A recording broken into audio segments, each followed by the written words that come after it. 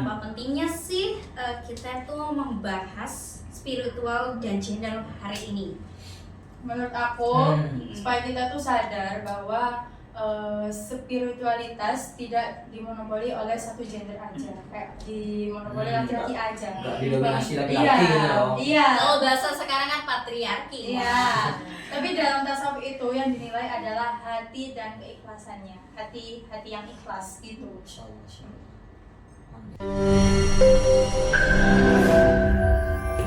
Assalamualaikum warahmatullahi wabarakatuh. Selamat datang di podcast Dialog KPI. Let's process for progress.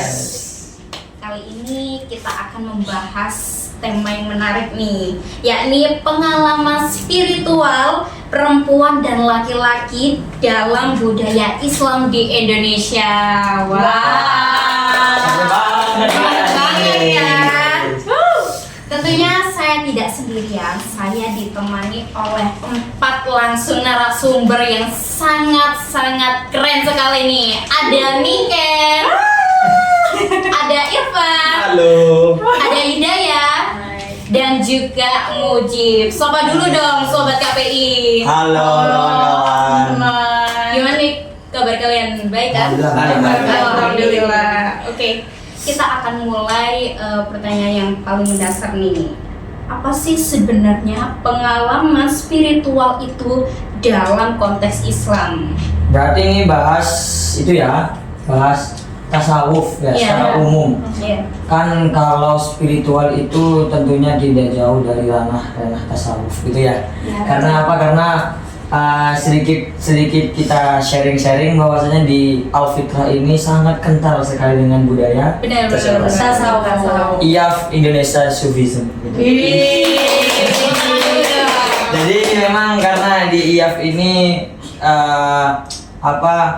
terkenal dengan tasawufnya, maka ini sangat menjadi topik yang relevan ya bagi kita semua. Kita mengenal tentang dunia tasawuf. Jadi sedikit sharing dari saya bahwasanya tasawuf itu, kalau menurut nih saya langsung itu aja memberi dawuh-dawuhnya. Yang pertama dari dawuhnya Imam Ghazali. Dalam kitabnya beliau menjelaskan anna tasawuf lahu khoslatani. Jadi ini kitabnya Ayyuhal Walad namanya. Yang dulu kita di pondok itu ya sering ngaji itu ya. Nah itu tasawuf itu ada 2. Jadi ciri-ciri tasawuf itu ada 2. Yang pertama al-istiqomatu ma'allahi ta'ala, istiqomah kepada Allah. Yang kedua wasukunu anil khalqi. Ya, wasukunu anil khalqi ini apa? Rukun, damai dengan makhluknya, yaitu dengan tetangga. Saya sama teman-teman ini rukun, rukun. Masya Allah banget. Itu sudah menerapkan tasawuf sebenarnya. Ada lanjutannya nih. Faman istaqama ma'allahi azza wa jal wa ahsana khuluquhu bin nas wa amalahum bil hilm fahuwa sufi. Jadi umpama nih ada orang yang istiqomah mendekatkan taqarrub ila Allah taala, kok kayak ceramah ini. Enggak apa-apa ya. Kita kan sering-sering ya. Ini para viewers yang tercinta, ini kita memang santai ya. Jadi tidak bahasanya tidak terlalu formal ya, gini lah ya. Cuma sering-sering aja nih Benar. guys. Jadi barang siapa yang istiqomah kepada Allah, kemudian kepada tetangganya rukun, kepada teman-temannya rukun, ya maka itu sudah dinamakan orang sufi. Masya Allah. Tapi itu hanya definisi secara universal ya. Nanti ada lagi beberapa definisi yang mungkin lebih detail, yang tentunya ini harusnya kita ajak teman-teman tasawuf nih yang Mungkin next time kali ya. Oh iya. Benar-benar sayang sekali ya. Nanti di episode yang akan Di golek gitu ya. Ajak tim Ilta. Ayo kita dulu habis ini. Lanjut. Oke. Benar gak sih cara bertasawuf itu cuman berdiam diri di dalam rumah? Atau gimana nih? Nah, ya ini memang sering kali salah kaprah ya. Iya. Dari teman-teman atau bahkan orang yang mungkin baru tahu tentang tasawuf ini. Saya juga sebenarnya hanya tahu dari beberapa dawuh-dawuhnya ustadz-ustadz kami, terutama rektor kami ya, rektor kita semua, yaitu Ustadz Kiai Haji Abdul Rasyidi ya, yang mana beliau adalah rektor Institut Al-Fitrah Surabaya. Nah, beliau sering kali menjelaskan kepada kita semua bahwasanya tasawuf itu tidak sekaku itu. Kalau moro-moro kita itu kayak fokus zikir astagfirullah la haula enggak. Ya kan, Mbak Li kan gitu kan? Nah, salah satu contohnya kan, contoh nih di IAF sendiri. Ya, IAF sendiri ya tentunya tidak hanya fokus kepada ilmu-ilmu keagamaan. Di Pondok Al-Fitrah juga. Iya. Dulu ketika di Pondok Al-Fitrah itu apa kurikulumnya gimana? Kurikulumnya kan dulu awalnya tuh agama tok ya. Terus seiring perkembangan zaman, terus kita juga dicampuri ilmu-ilmu. Nah, ada ilmu-ilmu. Ilmu umum ya. Nah, tentunya dari situ aja sudah kita ketahui ya, bahwasanya ilmu tasawuf ini adalah suatu hal yang sebenarnya bisa relevan dalam kehidupan kita sekarang ini. Wow, Masya Allah. Nah, namun ya, dalam yang tadi saya jelaskan, wa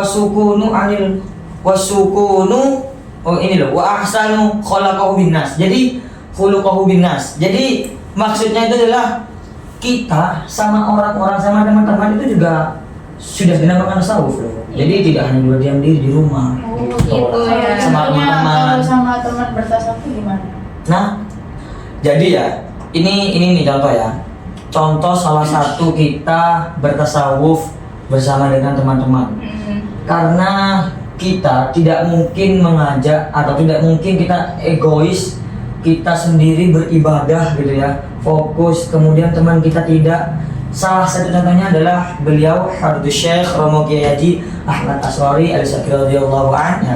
Beliau mengajak para jamaahnya, mengajak para pengikutnya, mengajak para murid-muridatnya untuk sama-sama taqarrub ila Allah.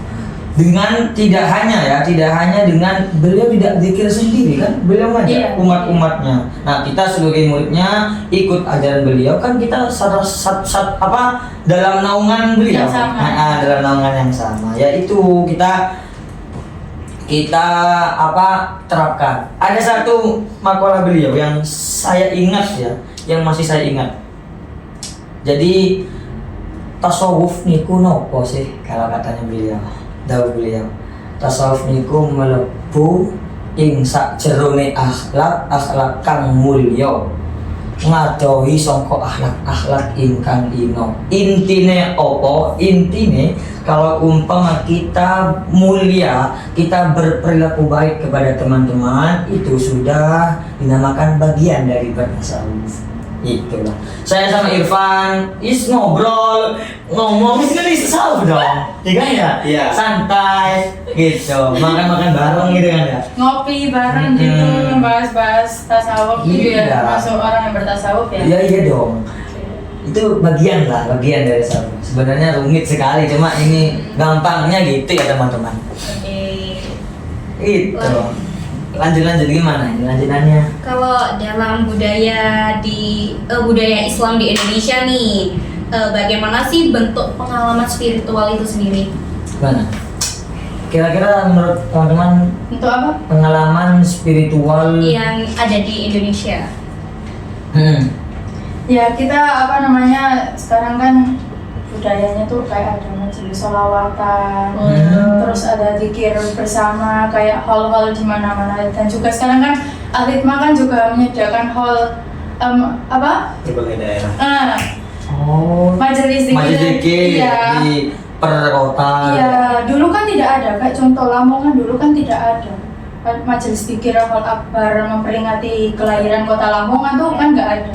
Nah, sekarang sudah ada, terus mengajak para bahkan yang belum tahu, cuma ikut aja, ikut majelis itu zikir bareng gitu. Oh gitu. Untuk pengalaman sekarang ya. Iya, sekarang yang saya lihat. Kalau kita nggak perlu jauh-jauh kan ya, kemana-mana kita lihat dari Al-Hikmah sendiri, jamaahnya sendiri, yang mana jamaah ini, yang mana majelis ini sudah menjadi implementatif. Jadi ini sudah mengimplementasikan ya memberi pengamalan tentang bagaimana bertasawuf di Indonesia dengan majlis zikir. Iya, benar. Nah, gitu.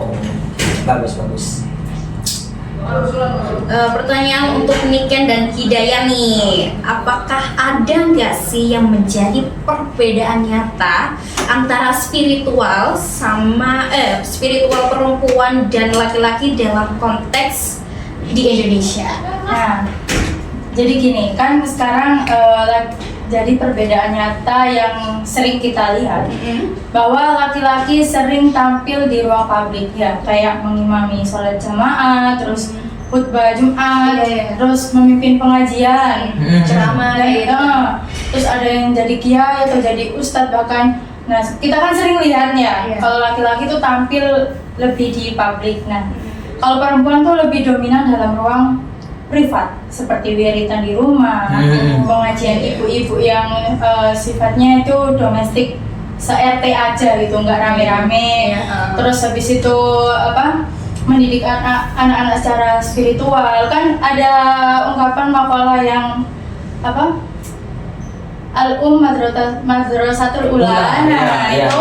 Nah, itu juga kan menjadi ruang nyata bentuk spiritual untuk perempuan seperti itu. Namun nilai dan identitas spiritual mereka juga sama, laki-laki dan perempuan. Berarti setara ya? Iya, setara. Dan menurut Ibnu Arabi itu beliau mengatakan tidak ada perbedaan antara laki-laki dan perempuan karena yang utama adalah kesucian hati. Iya sih. Oke. Aku tuh sering dengar gini. Seakan-akan laki-laki yang mendominasi dalam dalam praktek bertasawuf. Ya, yang sering kita lihat yang kita lihat pemimpin ketika zikir-zikir siapa ada laki-laki ya. Kemudian, nah sebenarnya hal-hal itu semua yang tadi juga sudah dijelaskan oleh Niken ini, itu sebenarnya tidak ada kaitannya. Banyak ulama itu tidak mendiskreditkan, bahasanya itu tidak memojokkan perempuan dalam pengamalan atau pengalaman bertasawufnya, tidak. Karena yang benar tadi sesuai dengan hati, kesucian hatinya. Nah, itu. Nah, terus aku pernah nih ada pengalaman kan. Aku pernah di rumahku aja itu ada manakib khusus perempuan. Jadi jamaahnya khusus perempuan aja ya. Jadi jamaahnya yang mimpin juga perempuan semua. Terus nggak hanya di daerah saya, di daerah lain itu juga banyak yang seperti itu. Gitu. Terus yang lebih awam lagi itu ada di Baan. Maulidan aja itu. Nah, itu sekarang kan sudah nyata ya, sudah familiar.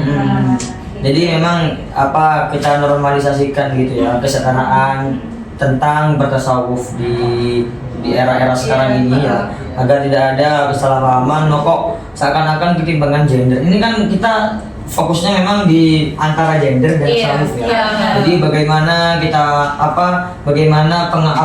pengaplikasiannya dalam bertasawuf, apakah harus laki-laki ataukah seperti apa. Namun ini tapi memang iya sih. Saya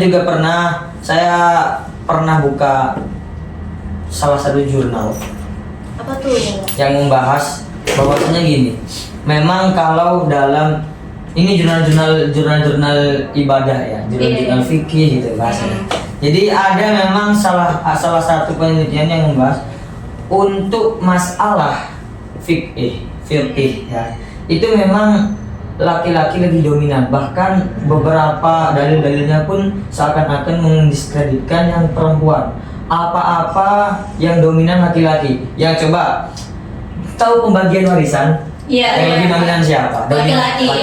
Ya, itu kan kalau umpama dibahas lebih dalam kan tentunya kalian iri ya. Tapi ini tidak kesana. Ini perempuan ya. Tapi di sini kan kita juga para perempuan juga harus melihat para perempuan yang zaman terdahulu. Ada Khadijah, ada Fatimah, ada Robi Adawiyah, terus ada Siti Hawa, ibu kita ya. Itu kan disebut ibunya manusia, para manusia. Terus ada Siti Hajar. Iya kan ada juga ya. Ada ceritanya. Beliau seperti Robi Adawiyah dalam pengalamannya. Coba dong mungkin kan tahu Bagaimana beberapa untuk yang saya kisahnya? tangkap ya, untuk cerita dari Robi Adawiyah itu dia pelapor madhab cinta kepada Allah. Oh, Masya Allah. Apa? Iya.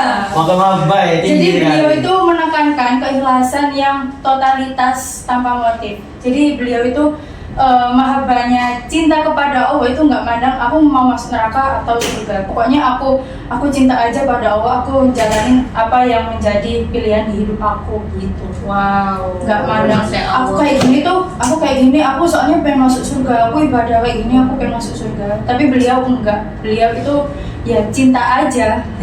Emang aku pernah ingat nih, ngomong ingat nih ya. Iya.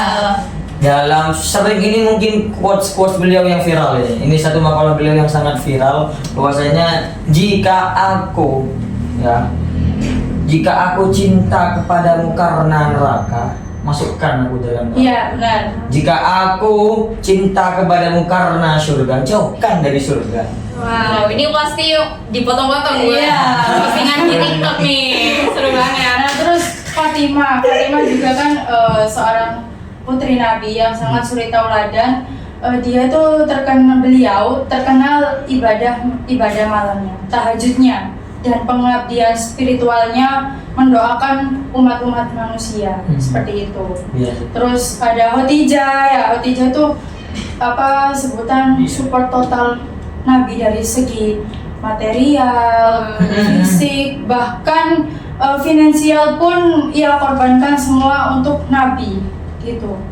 Jadi dilihat dari light stake, pertama Islam itu Khadijah itu disebut cahaya bagi umat manusia, petunjuknya. Coba kalau Nabi waktu itu nggak ada Khadijah, mungkin dia sudah dalam ceritanya ya yang beliau ketakutan di goa, kan yang menguatkan itu istrinya Khadijah. Jadi Khadijah kan sangat berperan sekali di perjuangan Nabi Muhammad ini, seperti itu. Semoga kita yang perempuan bisa meniru ya. Amin.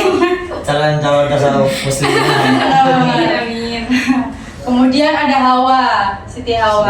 Nah, figur spiritualitas pertama manusia. Nah, dia kan dulu seorang alim banget. Terus dia membuat kesalahan yang digoda setan sampai ada itulah. Nah, terus dia bangkit dari kesalahan, kemudian taubat, ibaratnya reset button. Jadi spiritual manusia tuh kasih contoh bahwa Allah itu Maha Pengampun loh. Dia tuh kesalahannya tuh udah fatal loh. Maksudnya kan itu udah dilarang sampai dikeluarkan dari surga kan. Nah, tapi beliau itu yakin, Siti Hawa yakin Allah itu Maha Pengampun kok gitu. Itu dakwah sekali ya bahwa Allah itu Maha Pengampun. Sebesar apapun dosa kita pasti diampuni. Iya dong. Jadi taubatnya juga melalui tasawuf ya, mendapatkan dirinya kan kita harus benar-benar yang ikhlas, yang ridho gitu. Tazkiyatun nafs. Kemudian yang terakhir dulu Siti Hajar ya, yang aku ingat itu beliau itu ibu yang sejati. Sendirian ditinggal sendirian di padang pasir cari air buat Nabi Ismail ya. Oh iya, sampai lari-lari gitu ya. Dan itu kan bayangin ya, padang pasir itu panas apa. Beliau sendirian lari-lari untuk cari air, dan ternyata tawakalnya tanpa batas akhirnya mengeluarkan air zam-zam. Dan sampai sekarang air itu nggak pernah surut. Nah, itulah asal mula air zam-zam. Nah, zam-zam. Karena itu juga barokah dari Siti Hajar karena tawakalnya tanpa batas. Wow.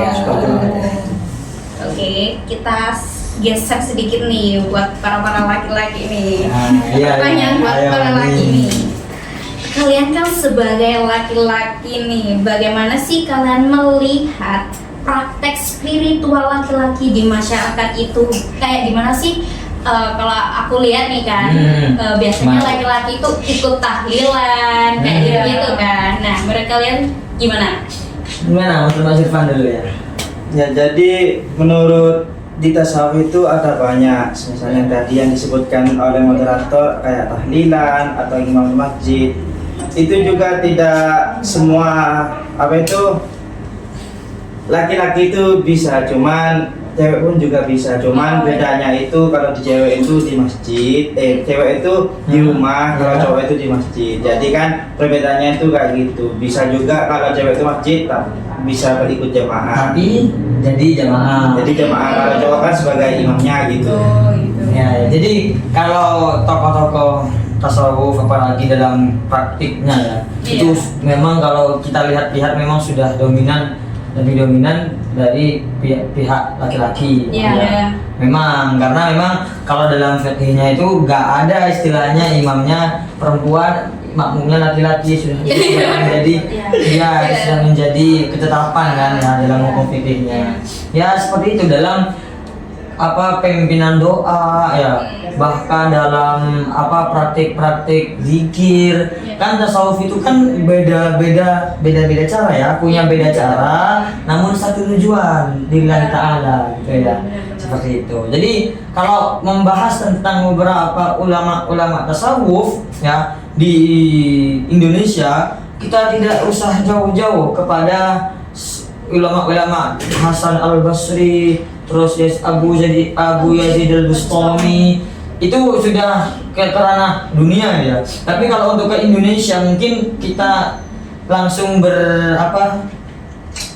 kiblat ya, berkiblat kepada Habib Syekh Romo Kiai Haji Ahmad Asy'ari Al-Ishaqi radhiyallahu anhu. Beliau salah satu ulama tasawuf yang terkenal, populer di Indonesia, bahkan di dunia. Jamaahnya pun tidak hanya tidak hanya Surabaya, luar. Singapura, bukan Benar. hanya di Kediri aja nih ya. Iya. Sampai internasional nih guys. Iya, jadi Hebatnya ya di prakteknya, apalagi prakteknya beliau ya dalam menjadi ulama sufi, beliau tidak hanya mengandalkan zikir-zikirnya, beliau bahkan lebih mengutamakan akal. Ya semoga tidak salah dalam salah satu karangannya beliau, yakni kitab kitab Al-Muntakhabat. Beliau itu bab yang pertama membahas akal. Ya itu bab akal ya. Jadi bahasa maksud saya itu beliau itu tidak hanya mengandalkan zikir, praktek zikir mengingat Allah, tapi keilmuannya. Jadi sesuai dengan bukan jargon ya, ini loh di Afitahnya ini loh. Slogannya mendalamkan spiritualitas dan meluaskan intelektualitas. Jadi ya seperti itu. Itu salah satu dari tokoh ulama sufi. Bahkan saya juga mengutip dawuhnya beliau begini ya, tasawuf niku ojo miliki nopo-nopo. Ini kalau memang mau jeru ini ya, lek pengen jeru ini ya. Lek pengen jeru, lek saya ngapunten belum tahu jeru ya. Itu wis tahu jeru, belum tahu jeru. Masih belajar. Benar, masih sama-sama belajar. Ini sependek pengetahuan saya, beliau dawuhnya gini, tasawuf niku ojo miliki opo-opo lan ojo dimiliki opo-opo. Opo maksudnya? Ini sependek pengetahuan saya, maksudnya itu adalah kalau kamu mau bertasawuf itu jangan kamu memiliki apa-apa dan jangan kamu dimiliki apa-apa dan siapa-siapa. Contoh, lek kita memiliki apa-apa, contoh ini kita kita punya handphone, punya cicilan motor, cicilan mobil, ya, cicilan mobil. Itu kita lebih fokus ke duniawi, lebih banyak ke duniawi akhirnya kan daripada kita dikira. Dan juga ojo dimiliki opo-opo. Umpama ya kita punya bos, kita tertekan ini dengan hitlan lainnya. Dan itu akan mengganggu proses tasawufnya. Ini dalam tanda kutip ya, lek pengen jeru seperti itu. Susah ya namanya. Ya memang secara praktik sebenarnya tasawuf itu ilmu ilmu Karena pengalaman. saya pernah nanemin keikhlasan tuh susah banget. Orang kan bilang udah ikhlasin aja, tapi dari kita tuh kayak susah gitu loh. Bisa Iya, ya. iya. bisa. Belajar ya, sana belajar. Iya. Yang belum Semoga disebut aja tasawuf. dari belajar ini kita bisa nanamin sedikit-sedikit. Hmm. Ya, amin. Amin, amin. Nah, menurut kalian nih, betapa pentingnya sih kita tuh membahas spiritual dan gender hari ini? Menurut aku, Hmm. supaya kita tuh sadar bahwa spiritualitas tidak dimonopoli oleh satu gender aja, kayak dimonopoli laki-laki aja. Nggak didominasi laki-laki Iya, gitu loh. iya. Kalau bahasa sekarang kan patriarki. Iya. Tapi dalam tasawuf itu yang dinilai adalah hati dan keikhlasannya, hati yang ikhlas gitu. Insyaallah, insyaallah. Ikhlas. Tasawuf banget ini ya. Iya. Ini tasawuf Bible. Iya sih, memang karena apa namanya gender, dan kalau membahas tentang gender ini memang sangat sensitif. Iya, Apalagi ya kita bahasnya dengan saya nih laki-laki, bahas dengan kalian perempuan. Iya. Itu kalau umpama pembahasan yang dominan ini laki-laki, tentunya juga tersinggung gitu. Apakah tidak ada hak untuk perempuan dalam tasawuf? Iya. Kasihan gitu ya. Ada. Jadi ini supaya kita juga sadar, sama-sama sadar, kita juga bisa bertasawuf. Laki-laki, perempuan, tidak ada pilih-pilih gender Benar. dalam bertasawuf. Ya, tidak ada patokan ya. Tidak ada. Benar-benar. Semuanya setara. Jadi seakan laki-laki itu nanti pahala lebih banyak daripada perempuan, tidak Iya. seperti itu. Terus dalam Quran surat Ali Imran itu juga ayat 3 itu artinya 3 atau ayat 195 gitu ya. Pokoknya dalam Quran surat Al Imran ya itu Oh, ayat 1. 195. Ya, ayat. Nah itu sesungguhnya Allah itu tidak akan menyia-nyiakan amalan baik laki-laki maupun perempuan. Tidak ada beda-bedaan Iya, ya. tidak. Tidak membeda-bedakan. Setara. Ya. Ya kan? Oke. Sudah itu kayaknya sudah. Itu sudah mungkin bisa menjawab ya. Iya. Menjawab dari pembahasan kita pada hari ini. Iya, pada hari ini. Oke. Wah, nggak kerasa nih ya, kita udah sharing-sharing nih. Udah sampai part mau closingan aja nih. Iya dong. Jangan lama-lama nanti jadi ceramah. Iya. Cukup part 2 aja. Iya, next time part 2. Langsung ke ahlinya. Iya. Tasawuf dan Dr. Iyaf. Oke, pesan yang aku tarik nih dari sharing-sharing kalian itu bahwasanya perbedaan antara laki-laki dan perempuan itu tidak ada kecuali mempunyai hati yang Suci. suci. Ya. Terima kasih untuk para narasumber yang keren-keren hari ini. Ya, sama-sama kita sama-sama sharing ya. Jadi Iya. ada beberapa mungkin ada beberapa ucapan kami yang mungkin Kurang benar. ya bisa dikritik dan sarannya. Iya. Dan jangan lupa untuk teman-teman calon mahasiswa mahasiswa KPI KPI. Institut Al-Fitrah Surabaya. Ya, jadi di prodi di IAF ini menyediakan prodi KPI. Ini prodi yang masih fresh sekali, dan tentunya di KPI ini kita akan lebih banyak prakteknya. Ya, kan ya. Contoh ya ini sekarang ini. Iya, siapa tahu kalian ada di posisi kayak gitu Salah ya. satu dari bagian kami. Iya, Iya. betul. Kita tunggu. Kalau memang kedatangan. cocok bisa Datang langsung KPI. Iya. Sudah ya, kita Oke. tutup aja dong. Oke, kita sudah membahas pengalaman spiritual dalam Islam di Indonesia, sangat beragam banget kan, dan laki-laki serta perempuan yang punya besar peran di dalamnya. Oke, itulah sobat KPI tentang sharing-sharing kita hari ini. Jangan lupa like, comment, and subscribe dan share ya. Oke, wassalamualaikum warahmatullahi wabarakatuh. Waalaikumsalam. Warahmatullahi wabarakatuh. Oh iya, saya jadi ingat nih. Ini disclaimer dulu ya, bahwasanya maksud dari omongan saya tadi, pembahasan tentang kitab Mudakhobat itu ternyata bukan di bab awal. Tapi karena memang beliau juga mengangkat tema akal tapi tidak di bab awal. Namun ini menjadi bukti bahwasanya beliau itu tidak hanya fokus di zikir tapi mengarang kitab intelektualnya tinggi, sehingga kitab pun beliau karang dalam keadaan sakit pun beliau lanjutkan. Nah itu jadi disclaimer itu ya. Ya, Sudah ya. Oke. Selesai. Oke.